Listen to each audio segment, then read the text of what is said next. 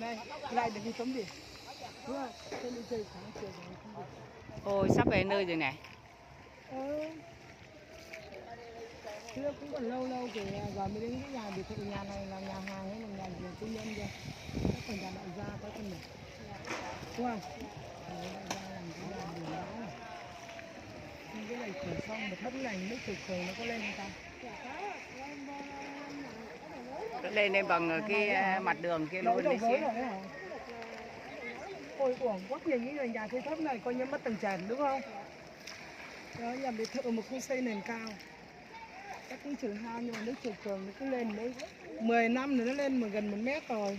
Lâu lâu nó mới lên một lần thôi. Nhưng mà mỗi một năm nó lên gần 1 mét đấy, mà 10 năm nó lên gần 1 mét mà làm 10 năm đây đây nó đang nói là đội nó đầu gối trong nhà này. Mà biệt thự chỉ có 2 tầng thôi, đâu có nâng được nữa.